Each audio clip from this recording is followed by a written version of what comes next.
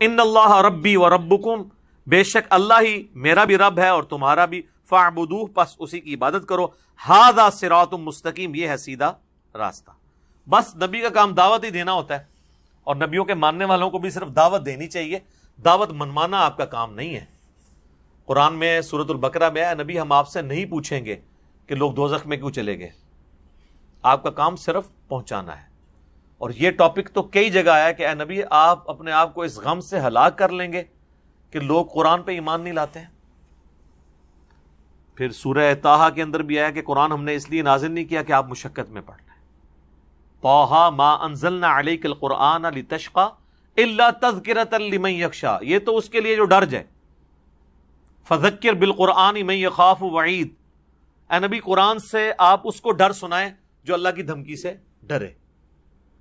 فذکر ان نفعت الذکریٰ، آپ تبلیغ اس کو کریں جس کو کوئی تبلیغ کرنے کا فائدہ ہو۔ سیذکر من یخشی، اسے نصیحت کریں جو ڈرتا ہو۔ ویتجنبها الاشقی، اور جو شکی ہے، بدبخت ہے، بات ماننے کے لیے تیار نہیں، اسے چھوڑ دیں۔ الذی یصلی النار الکبریٰ، اس کو ہم اس بڑی آگ پہ جب پیش کریں گے نا، ثم لا یموت فیہا ولا یحیا، پھر وہاں پہ وہ نہ زندوں میں ہوگا نہ مردوں میں، اس کا علاج پھر آگ ہے۔ فلعلک باخع نفسک علی آثارہم ان لم یؤمنوا بہذا الحدیث اسفا، اے نبی اس غم سے آپ اپنے آپ کو ہلاک کر لیں گے کہ لوگ قرآن پہ ایمان نہیں لا رہے۔ آپ کا کام صرف پہنچانا ہے۔ تو نبیوں کا کام پہنچانا ہوتا ہے، حالانکہ نبی پرائمری ڈیوٹی کس کی ہے دنیا میں؟ اللہ کا پیغام پہنچانے کی، نبیوں کی۔ اگر ان کا کام بھی صرف پہنچانا ہے تو ان کے ماننے والوں کا کام اس سے کم ہی ہوگا، زیادہ نہیں ہوگا۔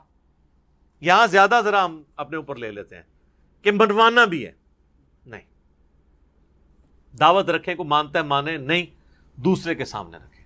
سر آپ نبی علیہ السلام کو تو ایک کامیاب پرسنالٹی کے طور پہ دیکھ رہے ہیں نا، اس طرح کے تو بہت کم لوگ ہیں دنیا میں، زیادہ تر تو کوانٹیٹیٹیولی دنیا میں کامیاب نہیں ہو سکے۔ صحیح بخاری میں حدیث ہے، قیامت والے دن کئی انبیاء اس حال میں آئیں گے، کسی کے ساتھ 4 امتی، کسی کے ساتھ 3، کسی کے ساتھ 2، کسی کے ساتھ 1 بندہ ہوگا جو ان پہ ایمان لائے گا، اور کسی کے ساتھ 1 بھی نہیں ہوگا۔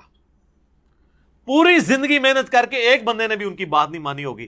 تو سر یہ امت تو اللہ کی کوئی لاڈلی امت ہے کہ آج نبی کو گئے ہوئے 1500 سال ہو گئے ہیں، اس کے باوجود الحمدللہ لاکھوں کروڑوں میں ایسے لوگ ہیں جو بالکل من و عن اسی طرح کی تعلیمات کو لے کے چل رہے ہیں۔ تو بہت بڑا معجزہ ہے۔ ادروائز انبیاء کرام کے ساتھ تو یہ رسپانس نہیں ہوا۔ قرآن میں جو حضرت نوح علیہ السلام کے بارے میں آیا ہے، 950 سال تک تبلیغ کر کے چند لوگ، 78 کے قریب لوگ صرف ایمان لے کے آئے تھے، جو ہمیں روایتوں سے پتہ چلتا ہے۔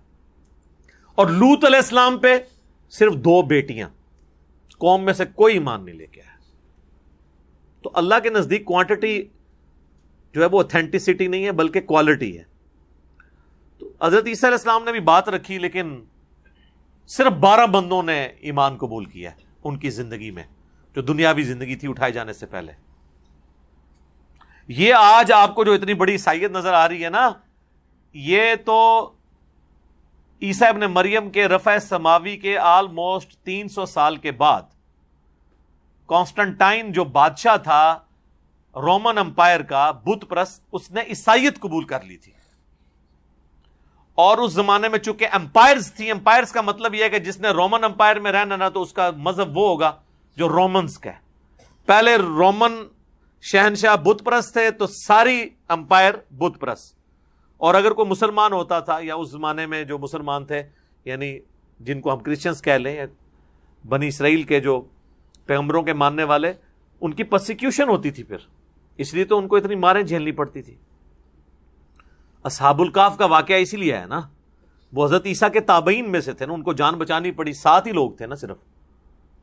پھر جب دوبارہ وہ 300 سال بعد اٹھائے گئے تو پوری کی پوری سلطنت ہی مسلمان ہو چکی ہوئی تھی۔ ظاہر نبی علیہ السلام کا انکار کرنے سے پہلے تو وہ مسلم ہی تھے نا، یہاں پہ بھی آ جائے گا کہ وہ مسلم تھے۔ تو